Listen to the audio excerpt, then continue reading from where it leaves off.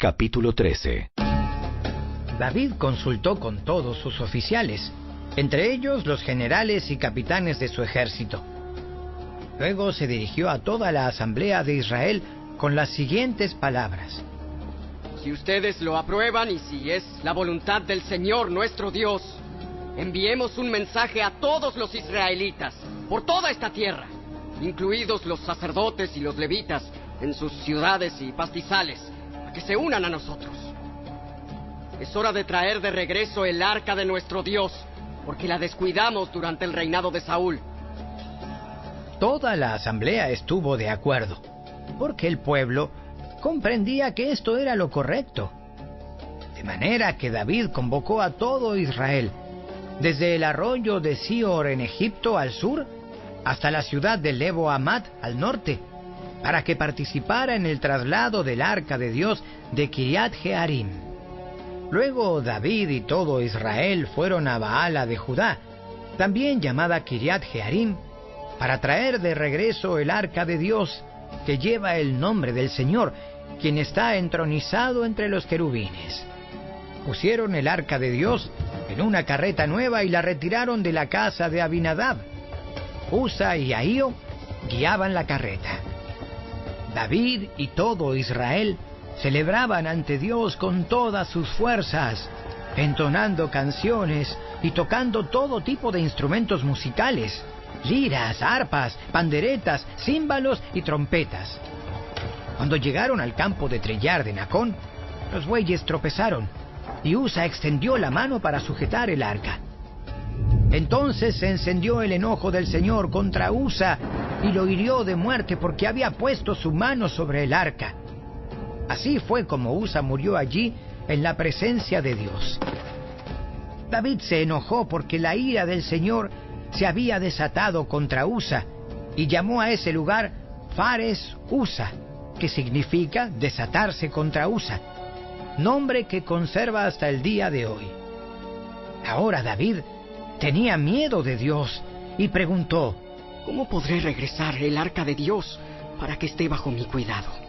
Por lo tanto, David no trasladó el arca a la ciudad de David, sino que la llevó a la casa de Obed-edom de Gat. El arca de Dios permaneció en la casa de Obed-edom por 3 meses, y el Señor bendijo a los de la casa de Obed-edom y todo lo que él poseía.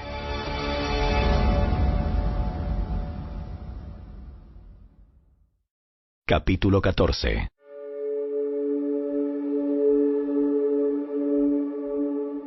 Hiram, rey de Tiro, envió mensajeros a David junto con madera de cedro, así como canteros y carpinteros para que le construyeran un palacio. Entonces David se dio cuenta de que el Señor lo había confirmado como rey de Israel y que había bendecido su reino en abundancia por amor a su pueblo Israel. Luego David se casó con varias mujeres más en Jerusalén, y ellas tuvieron más hijos e hijas. Estos son los nombres de los hijos de David que nacieron en Jerusalén: Samúa, Sobab, Natán, Salomón, Ibar, Elisúa, Elpelet, Noga, Nefeg, Jafía, Elisama, Eliada y Elifelet. Cuando los filisteos se enteraron de que David había sido ungido rey de todo Israel, movilizaron todas sus fuerzas para capturarlo, pero le avisaron a David que venían, así que salió a su encuentro.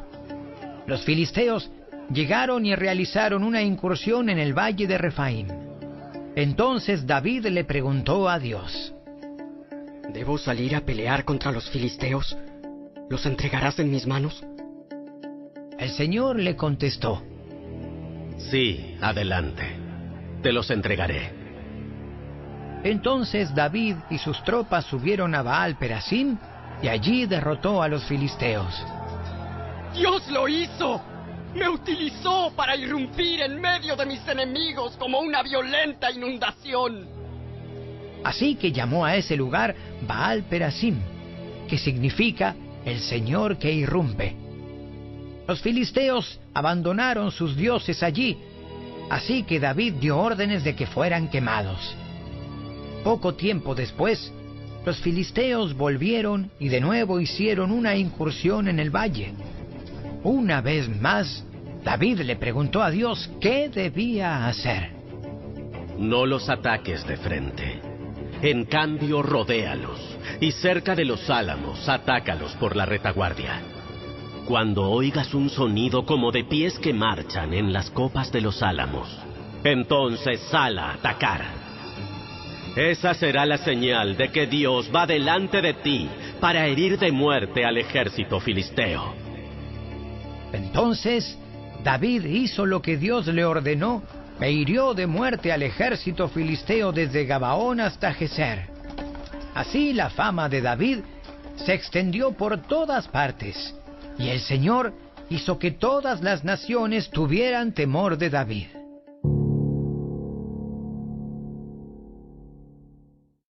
Capítulo 15. David construyó varios edificios para sí en la ciudad de David. También preparó un lugar para el arca de Dios y levantó una carpa especial para ella. Después ordenó: Nadie, excepto los levitas, podrá llevar el arca de Dios. El Señor los ha elegido a ellos para que carguen el arca del Señor y para que les sirvan para siempre. Luego David convocó a todo Israel a Jerusalén para trasladar el arca del Señor al lugar que él le había preparado. Este es el número de los descendientes de Aarón, los sacerdotes, y de los levitas que fueron convocados. Del clan de Coat, 120, con Uriel como su jefe. Del clan de Merari, 220, con Asaías como su jefe. Del clan de Gersón, 130, con Joel como su jefe. De los descendientes de Elisafán, 200, con Semaías como su jefe. De los descendientes de Hebrón, 80, con Eliel como su jefe. De los descendientes de Uziel, 112, con Aminadab como su jefe. Luego David mandó llamar a los sacerdotes Sadoc y Abiatar, y a los siguientes jefes levitas: Uriel, Asaías, Joel, Semaías, Eliel y Aminadab.